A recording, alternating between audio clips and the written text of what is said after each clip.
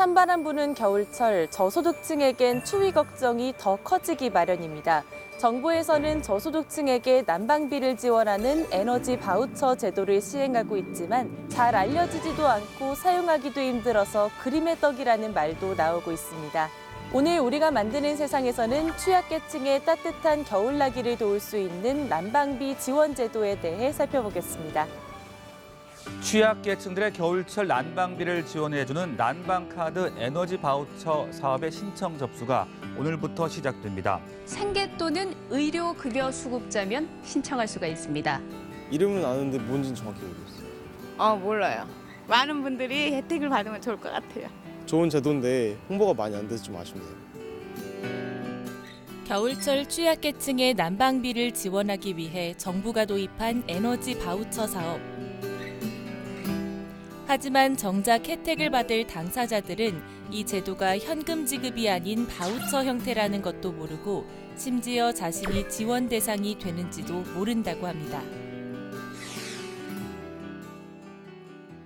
제가 겨울에 연탄 배달 봉사를 많이 하는데요. 거기서 만나는 분들이 대부분 저소득층이고 겨울에 난방비 걱정을 많이 하시더라고요. 제가 알기로는 취약계층 난방비 지원 제도가 있는 걸로 알고 있는데 그 사실을 아예 모르시거나 제대로 활용하지 못하는 분들이 많아서 무척 안타깝더라고요.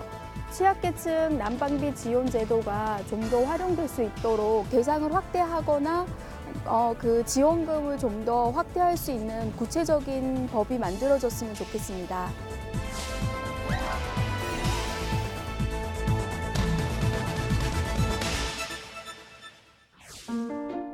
매년 겨울이면 취약계층의 따뜻한 겨울나기를 위해서 일반 시민들의 연탄 봉사를 비롯해 정부나 지자체에서도 이들의 겨울나기를 돕는 각종 정책이 등장하곤 합니다. 하지만 더 큰 문제가 되는 것은 취약계층을 위한 제대로 된 지원법이 없다는 것이 문제입니다. 한 3년 됐어요. 여기는 5월 달까지 떼야 돼요. 너무 추워가지고. 매년 겨울나기가 걱정이라는 어르신 역시 제대로 된 난방비 지원법이 필요한 상황입니다. 2009년 현재 123만 가구가 에너지 취약계층으로 나오고 있는데요. 이것은 그 소득 수준이 줄어들면서 에너지 공급 비용이 늘어나면서 전반적으로 줄지 않고 계속 빈곤층이 늘어나고 있는 상황입니다.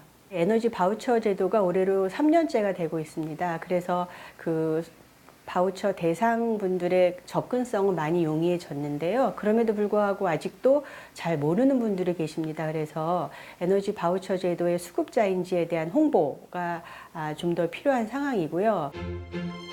에너지 시민연대가 10개 지역의 취약계층을 현장 방문해 에너지 사용 실태 조사를 실시했는데요. 이 제도에 대해서 모르는 경우가 50%를 넘었으며 조사 대상 중 47%가 에너지 바우처 지원을 받았지만 절반 이상은 여전히 받지 못한 걸로 나타났습니다. 이유가 뭘까요? 3분화되어 있는 금액, 1인 가구, 2인 가구, 3인 가구 이렇게 나눠져 있는데 이 부분도 좀 맞춤형으로 좀 바꿔줘야 될 상황으로 보여집니다. 생계 의료급여 수급자가 직접 홈페이지를 확인하고 난방비를 신청해야 하는 현재의 방법. 영 불편하기도 하지만 세분화된 지원 금액도 합리적이지 않아 보입니다. 현금이 아닌 바우처라는 것도 번거로워 보이고 금액도 크지 않죠. 국회에서도 취약계층 난방비에 대한 제대로 된 법이 필요하다는 걸 인식하고 있습니다. 조배숙 의원은 도시가스 보급률이 낮으면 취약계층에게 지원되는 에너지 바우처의 사용률이 낮아 이 사업의 효과 자체가 미약하다고 이야기합니다. 이런 점을 볼 때 허울만 좋은 지원 사업보다 제대로 된 취약계층 난방비 지원법이 필요하다는 것은 더욱 명백해 보입니다. 도시가스가 없는 지역은 이걸로 가야 되는데 이제 주로 실물카드를 사용해야 되는데 실제로 몸소 가서 사오셔야 되니까 그런 불편이 많은 것 같아요. 그래서 이런 데는 LPG 저장 탱크를 하면은 의외로 그 반응이 좋고 만족도가 높습니다. 민간 경제 부분이기 때문에 이걸 법으로 뭐 이렇게 강제하거나 이러기는 좀 어렵습니다. 그래서 단 민간 사업자가 참여할 수 있도록 그런 메리트를 주는 것이 좀 필요하지 않나 하는 생각입니다. 에너지 바우처 미사용률이 높은 지역은 수도권보다 도시가스 보급률이 현저히 낮고 전국 평균 보급률 80.7%에도 미치지 못하는 지역이라 당연히 효과가 떨어질 수밖에 없죠.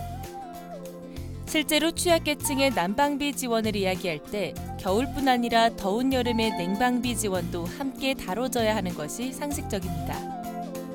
하지만 이런 부분은 무시되고 있는 현실입니다.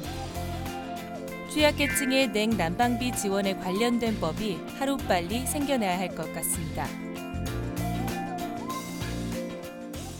그리고 지금 에너지 바우처 제도가 겨울에만 한시적으로 되어 있습니다. 근데 이 부분도 겨울뿐만이 아니라 여름에도 에너지 바우처 제도가 설계돼서 시행되어야 한다고 생각합니다.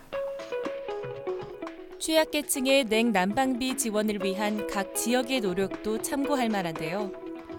송파구청에서 세운 송파 나눔발전소는 에너지 빈곤층을 위한 복지사업으로 친환경 태양광 전력을 생산 판매해 취약계층에게 지원 중입니다. 합리적이고 실제 도움이 되는 에너지 지원 정책으로 평가받고 있습니다.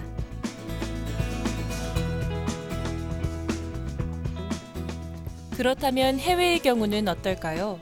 영국의 경우 에너지 공급 기업과 에너지 절감 협약을 체결해서 에너지 빈곤을 없애기 위한 유틸리티 액트 2000 의무화 법안을 마련했고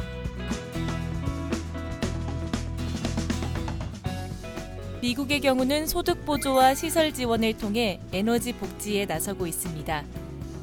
주택 단열 서비스를 제공해 취약계층의 에너지 이용 효율을 개선하는 것이죠. 프랑스의 경우는 법령에 의해 에너지 연대기금 조성을 법적 의무화하고 있는데요. 전기를 의료와 같은 국민생활 필수품으로 규정하고 취약계층에 대해 특별 할인 요금을 적용하거나 요금 대납을 하는 방법을 취해 취약계층의 에너지 복지를 법으로 지원하고 있습니다.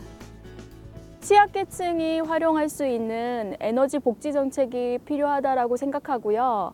많은 곳에서 활용할 수 있는 좋은 법이 만들어져서 많은 분들이 활용할 수 있었으면 좋겠습니다. 전 세계 관심사는 에너지 복지입니다.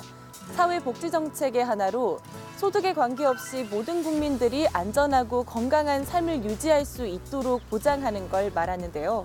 저소득층의 따뜻한 겨울을 위한 난방비 지원 사업, 더 활성화돼 잘 활용될 수 있도록 국민입법 제안에서 함께 응원합니다. 취약계층의 따뜻한 겨울나기를 위해 좀 더 고민하고 노력해야 할 것 같습니다.